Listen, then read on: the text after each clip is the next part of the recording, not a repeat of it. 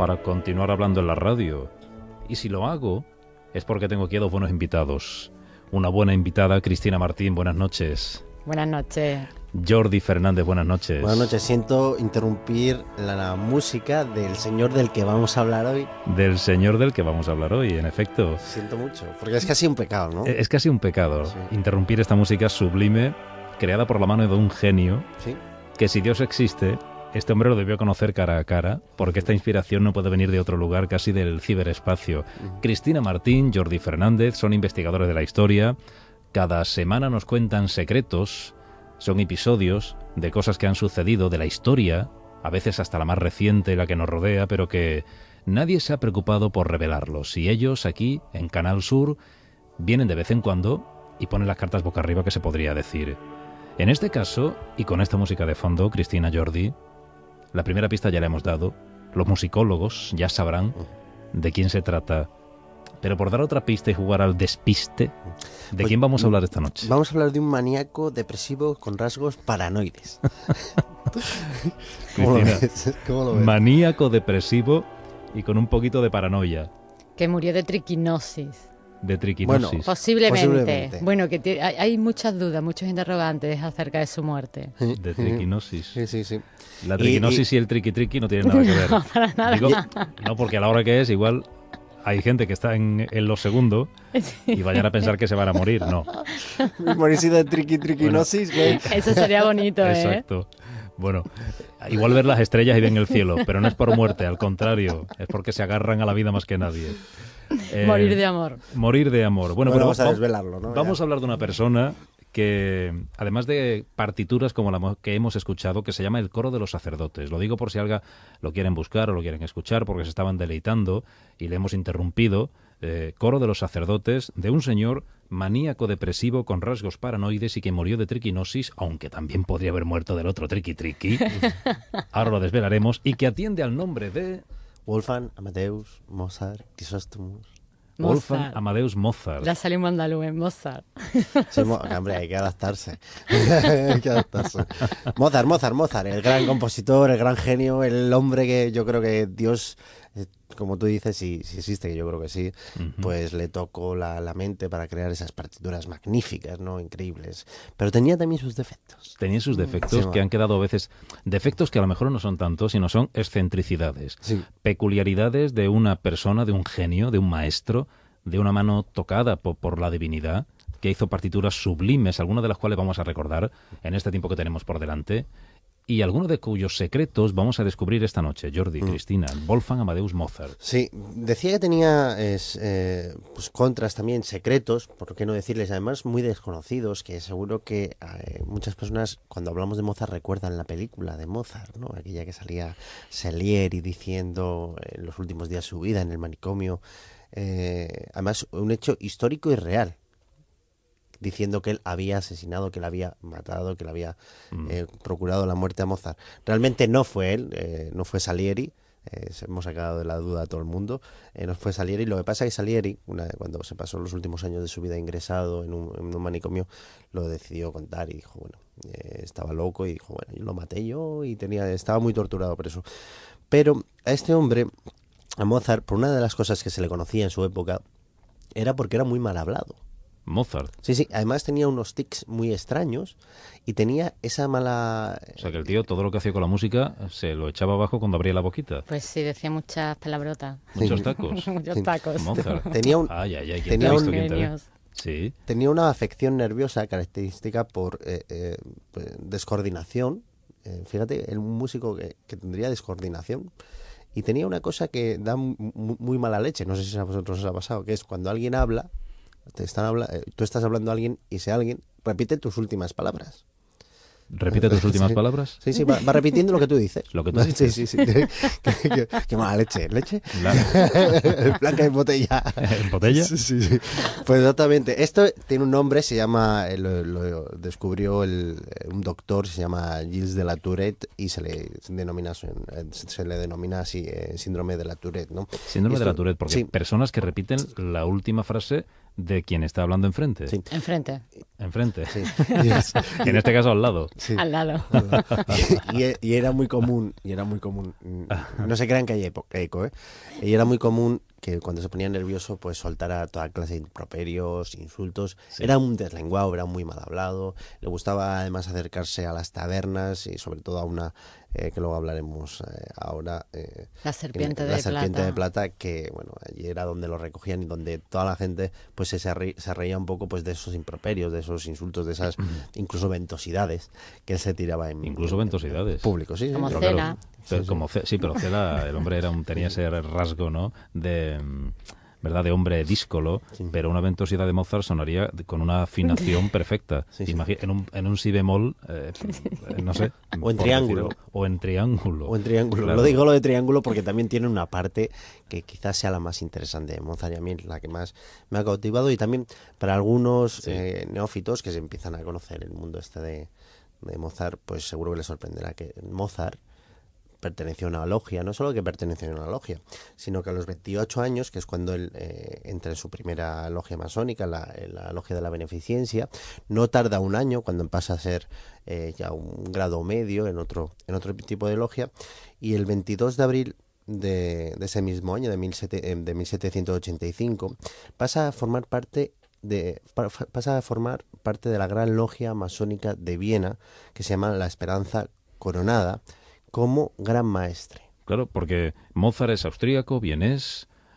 Además, en aquella ciudad le veneran, Sí. como no podría ser de otra forma. Hay estatuas de él por Sí, todas Salzburgo, partes. Salzburgo. Pues exactamente, digo bien. Pero en Viena, bueno, en toda Austria en Sí, general sí, lo sí, veneran porque fue lo que es y todavía le rinden pleitesía. Es un Hombre, hombre que... ir a Viena y no tomar un pastel de Mozart, pese a que te cobran 18 euros. Pero hombre, para eso no vamos a Viena, para eso no nos quedamos.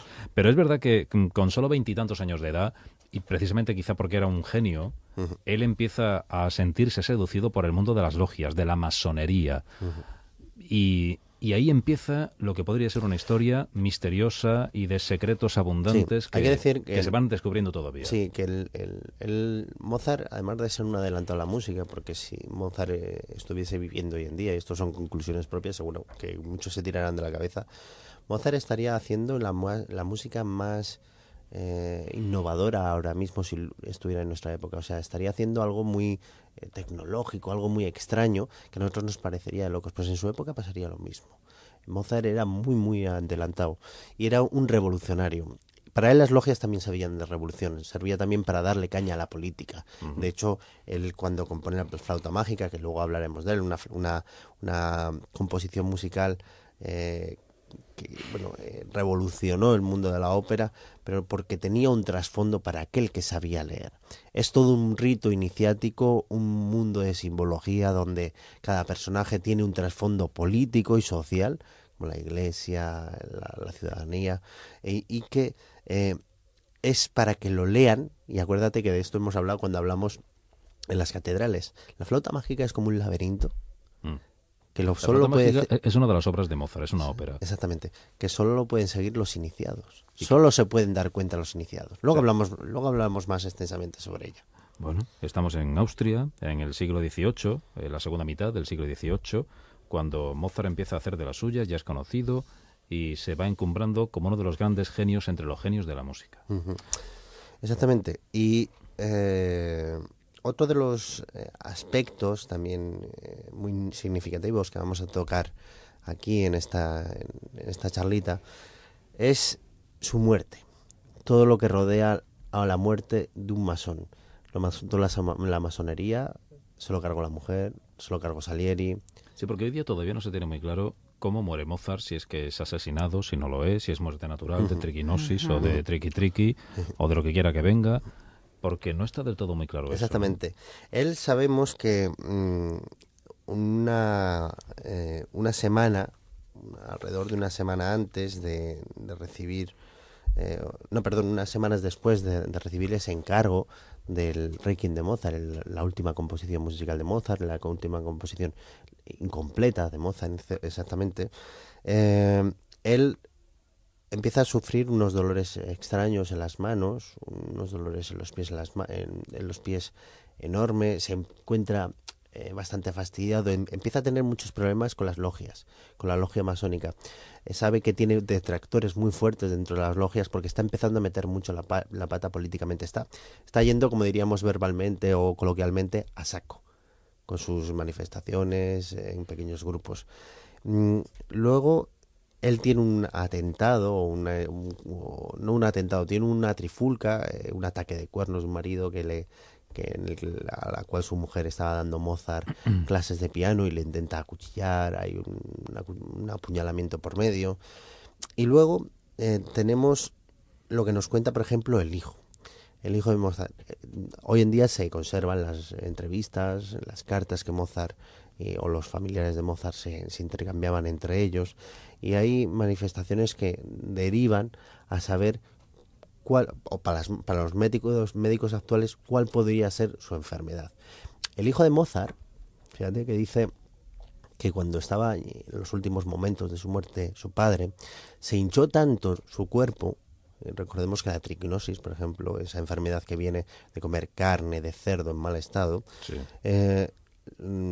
Hace que tu cuerpo se hinche, pero se hinche como una esponja enorme. Cuenta que cuando estaba en la cama era imposible ya, él ya ni se movía, había que ayudarlo para incorporarse, para hacerle los cambios posturales. Y lo que nos cuenta su hijo en sus cartas, en sus manifestaciones de la época, en una entrevista además que se guarda, es que su padre estaba tan hinchado que no se podría abrochar ni los el pantalón. Pero habla una cosa y lo dice de un tono además casi despectivo, ¿no? Decía que emitía tal hedor antes de morir que su padre estaba ya muerto por dentro. Bueno, el caso es que Mozart comenzó a enfermar en octubre del año 1791 y murió en diciembre, o sea, fue poco tiempo. Y antes de comenzar... 5 de diciembre. El 5 de diciembre. El 4 de diciembre es muy curioso. Porque el 4 de diciembre manda a llamar, ¿no? Viene la hermana de su mujer y le dice: me alegro mucho de que estés aquí porque quiero que estés presente el día de mi muerte. Como si él presintiera... Bueno, sí, estaba tan enfermo, pero él sabía que era inminente. Parece que él presentía su muerte porque un personaje misterioso de repente llega un día a su casa y le encarga un requiem. Dice, no quiere desvelarle para quién es, pero sí le ofrece una importante suma de dinero. Sí, estaba muy paranoico. Entonces él, como estaba, además de paranoico, estaba económicamente mal por todos estos problemas políticos y con los masones que tenía en la última etapa de su vida, pues él acepta el encargo, aunque no es un encargo normal, no es habitual. Y resulta que una vez que termina la cantata masónica Anunciad alto nuestra alegría, pues se acomete de lleno el requiem, sí, que lo deja inacabado. Pero él sabe que ese requiem, o él piensa, dentro de su paranoia, que ese requiem es el propio suyo de su funeral. Sí. El propio del sí, funeral, él cree que lo que le han encargado, ese personaje extraño, ese personaje sin que parece rostro, que ese es personaje que va por cuenta del conde von Walser. Sí, pero eso no lo sabe él. Él no lo sabe. Él no lo llega a saber. Entonces, él cree que su propia que alguien le ha encargado, Dios le ha encargado el requiem para su propia muerte, para la muerte de Mozart, para él mismo. Es curioso que el día anterior, el día 4 de diciembre, cuando está, pues, lo que estábamos hablando, delirando, está bastante... se cree que todo el mundo... Él se queja, incluso se cree que lo están envenenando. Que bueno, él piensa que muere por envenenamiento. Se lo confiesa a su mujer, dice, yo creo que me están envenenando. Y a un confesor también, y la mujer se lo comenta al confesor. Él manda llamar y hace un gesto que es la despedida musical de Mozart, que es, yo lo creo genial, ¿no? Porque él manda a llamar a su compañía de teatro, a los compañeros de la compañía de teatro, y yo me imagino esa habitación, él sentado en la cama, ya casi, bueno, pues... moribundo, y les pide que le canten la Lacrimosa. La Lacrimosa, que es esta partitura que hizo Mozart, y que es una de las grandes composiciones de su magna obra, el Requiem, que es de lo que nos estáis hablando, Jordi, Cristina, una obra que dejó inconclusa, y este es el fragmento ese, la Lacrimosa. Lo vamos a escuchar un minutito para que todos nos ambientemos.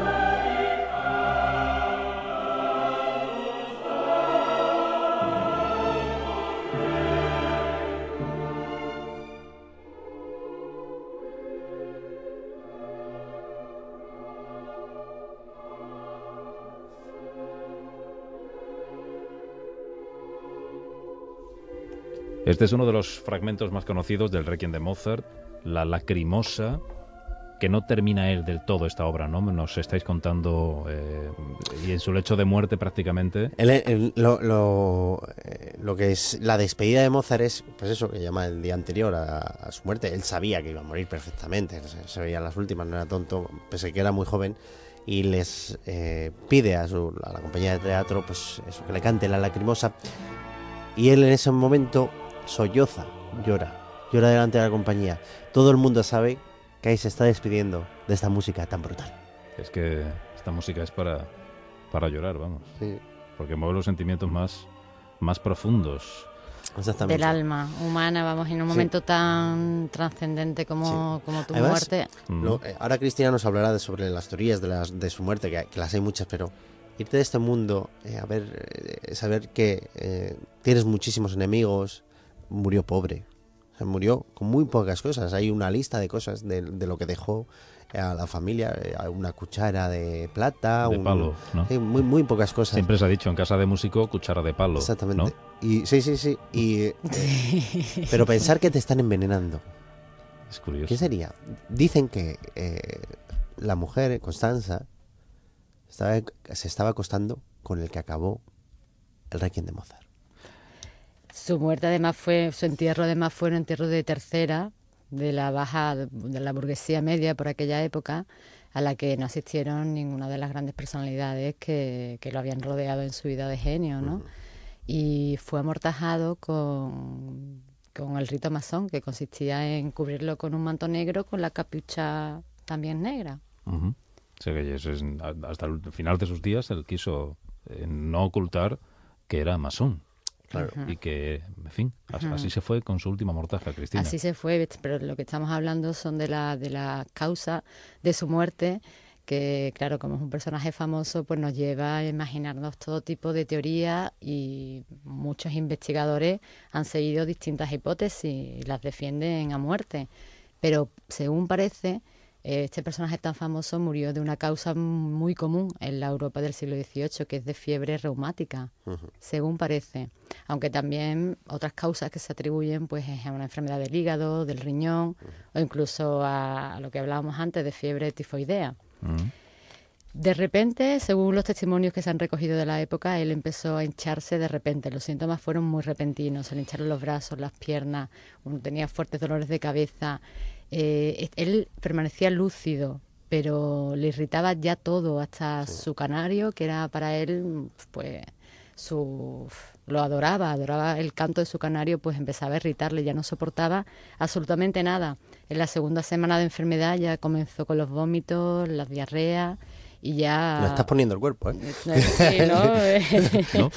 Ya no podía ponerse... Pero que fue algo muy repentino. Muy repentino. Lo que hace albergar la teoría también del envenenamiento, porque una enfermedad normalmente estamos hace 2 siglos más, pero ni siquiera poder ir con tanta mala idea que en tan poco tiempo le desencadenara esta muerte, Cristina. La hipótesis del envenenamiento viene por supuestamente los celos profesionales o las envidias que surgen entre grandes artistas, en este caso con Salieri, que era un compositor también italiano muy Salieri, famoso. el de la película, el de la famosa película de Mozart. Salieri. Que empezaba allí la película en el manicomio, un hombre decrépito. Pues esa escena es real.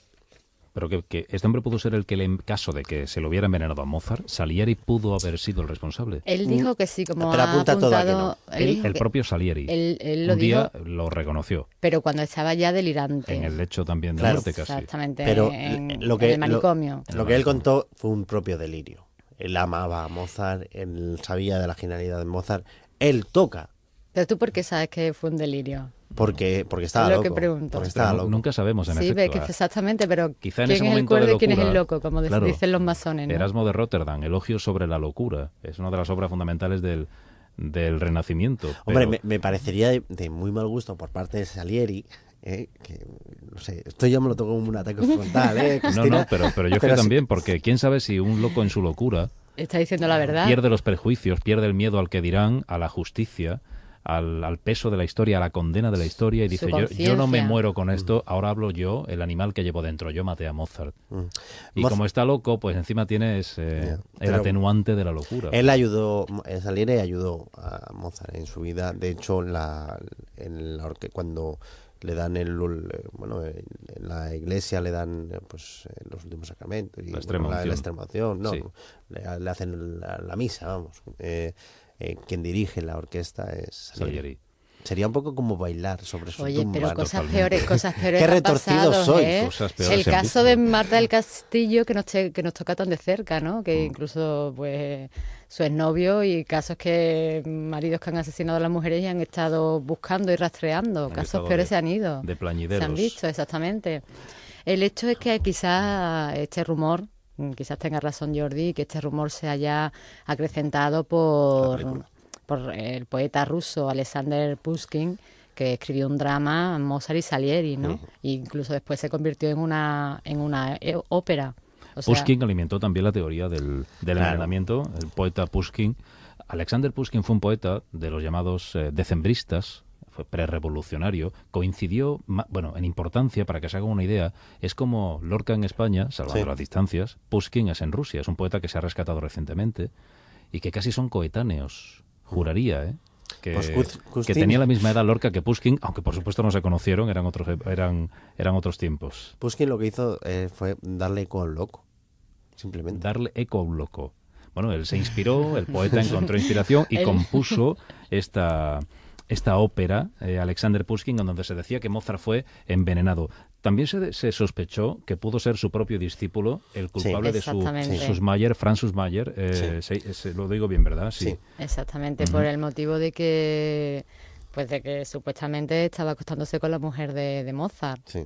Que ya le vale Sussmayer, tío. Pero hay discípulos muy malos. Además, es que hay cosas muy... Hay un machote, hay un hijo por medio. Pero es que es para tirarle de la oreja a Sussmayer. Ojo, Chema, que en este caso hay un hijo por medio. Un hijo de por medio. Sí, porque tanto Constanza como... iba a decir Pushkin, ¿no? El discípulo de Mozart, Sussmayer, estaba fuera mientras Mozart estaba, creo que, componiendo... Estaba con su mujer mientras él estaba terminando su trabajo en Viena. 9 meses anteriormente. Y ella, 4 meses anteriormente. Sí. Y cuando Mozart fallece, creo que su mujer tiene ya un embarazo de 4 meses. Cuando Mozart fallece, ella está embarazada. Pues la verdad es que las cuentas no salen del todo.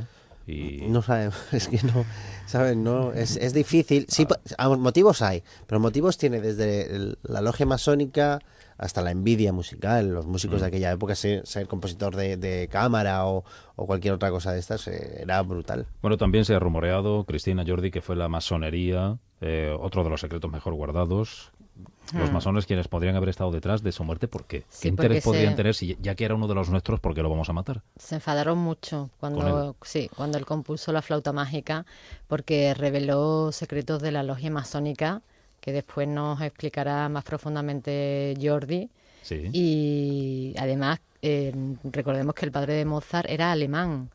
Y eso no le gustaba mucho a la francmasonería en aquella época, porque pertenecían a las sectas judías y católicas. Entonces no les interesaba. De hecho, también se cuenta que tanto el emperador austriaco como los masones tuvieron muchísimo interés en que el cadáver fuese enterrado rápidamente, que fuera una fosa común en la que cabían 16 personas. No hablamos de eso. Ahora vamos a hablar de eso, porque ya que has nombrado, Cristina, la flauta mágica, una obra que tiene que ver con la masonería, una de las áreas más conocidas de toda la música es esta inconfundible. Y fuentes que lo vinculan con la composición de esta ópera, la flauta mágica, porque revelaba una especie de, como si fueran secretos de la masonería, y eso le pudo costar el pellejo, ¿verdad? Sí. Pues sí, porque hablaba de sus dioses, hablaba de Isis y de todo lo que adoraban los masones, ¿no?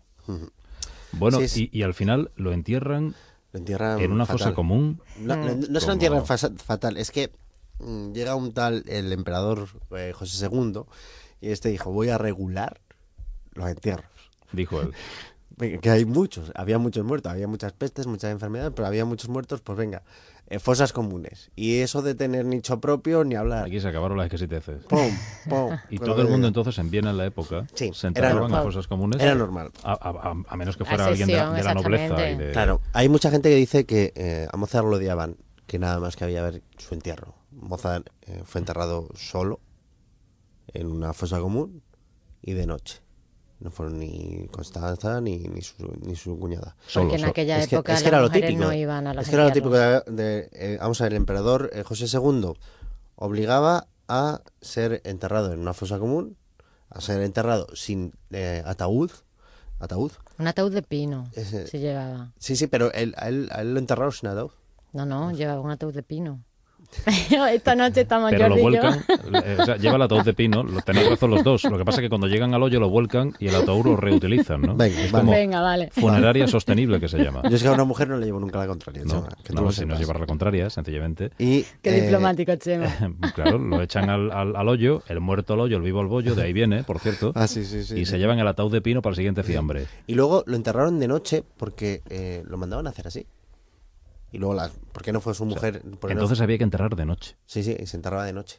Exactamente. Y eso ya era, Eso era muy un gótico, capricho de muy gótico. absolutamente. Y luego, porque y luego no fue ni la mujer ni su cuñada, que eran las mujeres las más cercanas que él tenía, porque las mujeres no era costumbre en la época que las mujeres acudiesen a los funerales, a los entierros. pero En ni el siquiera, funeral, ni en siquiera la de su misa, marido. Iban Ni a- siquiera el de su nada, marido. nadie tiene mala leche. En la misa sí, en la misa. Eso sí que se fue- ahorraron. En la misa sí un ratito fue, de sufrimiento que fueron algunas personas, sí, como digo, Salieri estaba allí tocando, incluso tocaron una parte del Requiem. En la que es catedral. la primera vez que se toca el Requiem en la catedral de Viena. en un sitio público Sí. es allí, en el entierro de Mozart, en el mismo entierro. Y lo hace Salieri. Pues aún me vais a convencer, ¿eh? No, A al me final, vais a convencer. el tipo estaba allí que no veas. ¿Y qué pasa? La lástima es que nos hinchamos a buscar a Mozart. A ellos les ha pasado lo que nos pasa a los españoles, que no sabemos ni dónde está Cervantes enterrado, ni dónde está el Cid, ni dónde está nadie. Sí. Dicen que el Cid en San Pedro de Cardeña, pero bueno, después de 13 movimientos Como póstumos. era que yo en Santa Gadea de Burgos, do lloro a los fijos d'algo. Sí. El poema de Mio Cid. Sí, Qué barbaridad. Y entonces fueron a buscar al único hombre, fíjate, Chema, al único hombre que sabía dónde podía estar enterrado Mozart. El único. Sí. Que fue su sepulturero, imagino. Te va a sonar el apellido, Rothmayer. Rod Mayer. ¿Cuántos Rothmayer habrá? Conozco a su hermano La salchicha. Oscar, Mayer. que montó una salchichería. Sí. Pero Rod no sé de qué fue de No, él. era el enterrador. O sea que... Era el o sea, enterrador. vamos a ver. Uno de los hermanos enterrador y otro hacía salchichas. Uy, qué malfario me da esto. Sí. Qué chungo. Pues- Esa es la ¿Y peli. de dónde venía yo comiendo enterra- salchichas? ¿De quién? Fue el enterrador un día Qué y dijo, malo, qué esta es la raro. cabeza, esta cabeza que asoma aquí, este cráneo que asoma aquí, es el de Mozart. Para casa.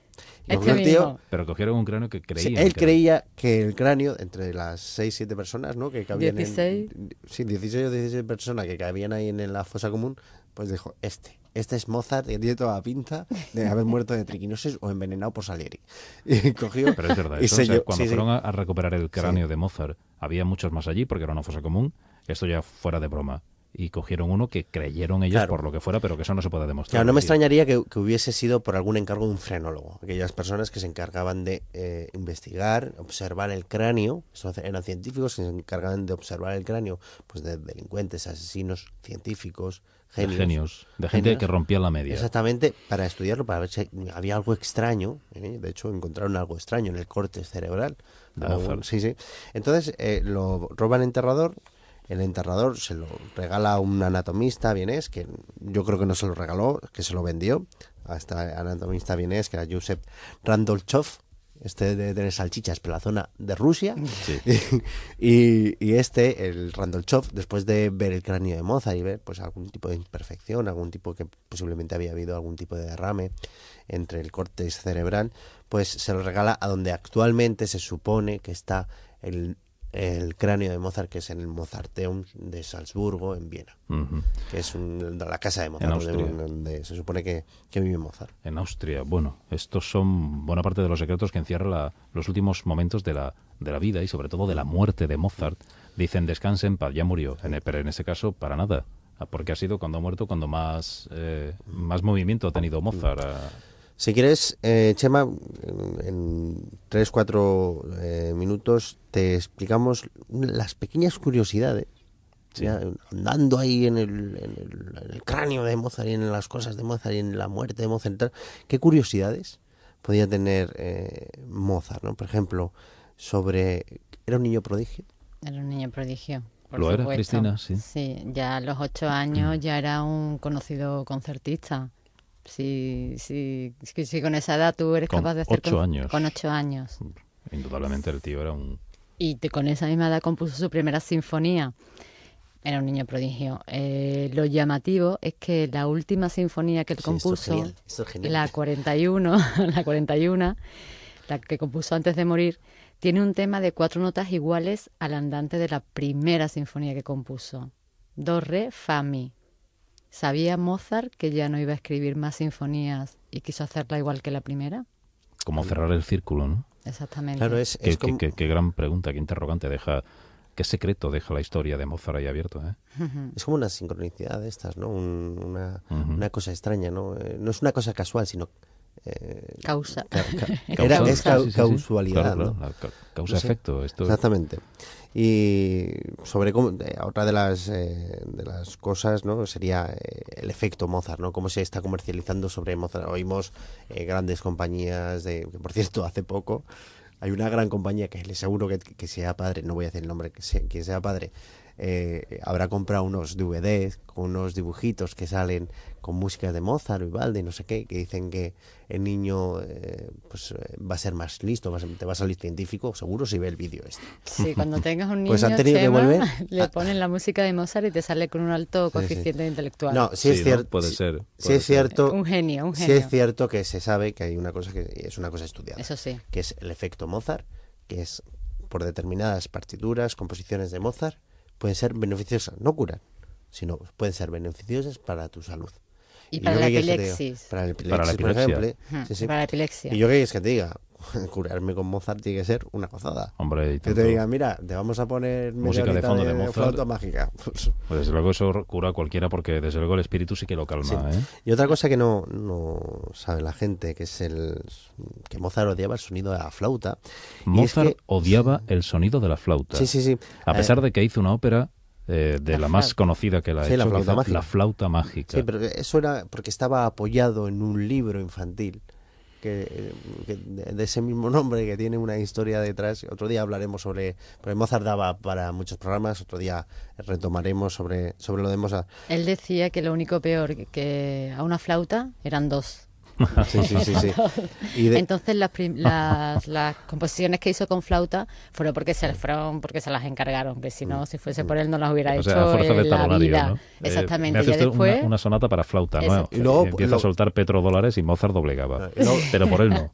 Oye, que los genios también venden su genialidad, ¿eh? Claro, y si no, no hubiéramos tenido nunca acceso a estas partituras, que las hizo además por trabajo, encargo, por encargo. exactamente. Claro que sí. Y luego él descubre que puede, en vez de la flauta, pues pulsa la flauta de su vida e introduce el clarinete, y en la composición 622, a partir de ese momento que introduce el clarinete dentro de su música, en todas las orquestas del mundo empiezan a echar a los flautistas y introducen a los clarinetistas. Vaya que un flautista le tendrá una estima a Mozart. Sí, eso es lo que estaba yo pensando hoy. Estará diciendo, Sí, vamos, pues, no le faltarían candidatos para envenenarlo, ahora que estamos viendo, ¿no? Otro día hablaremos pues de esa composición, de la composición de la flauta mágica, una composición fantástica, una composición de una simbología brutal, una simbología masónica. Hablaremos un día sobre eso. Sobre la flauta mágica. Sí. Estupendo. Bueno. Y a mí me gusta más también lo de la flauta Melín. Lo del flautista de Melín, el que se llevaba a los ratones. A mí ese cuento me encanta, era de mis favoritos cuando niña. Tú es que tiene un poco de cara de ratoncillo. De ratoncilla. Sí, y tú de flautista malo, que te llevas a los niños del pueblo. Sí, puede ser. Tú eres de los de Salieri, que te he visto la cara. Nada más entrar, te he visto la cara. Y tú la triquinosis. Sí. Bueno. Pues yo conocí yo me pido un al enterrador. Bueno, señores, hemos estado escuchando a Mozart del Requiem, música para difuntos, pero música sublime, para que ustedes vean que Mozart tocaba todos los palos y que el hombre se arrancaba... ¿A qué te refieres? Por una cosa como por otra. También hacía música que tenía su punto divertido. Sí. Así que podemos cerrar esta participación con este famoso fragmento también de la flauta mágica, que es una danza muy, muy cantarina, un fragmento muy cantarino que seguramente ustedes conocen y que les va a poner de buen rollito, de buen humor. Así que, Cristina Martín, gracias por estar aquí esta noche. Muchas gracias a ti, Chema. Revelándonos secretos de Mozart junto con Jordi Fernández. Muy buena noche, muchas gracias. ¡Muchas gracias! ¡Ay, qué bien te ha quedado! Y con Mozart, que pone la última palabra también esta noche.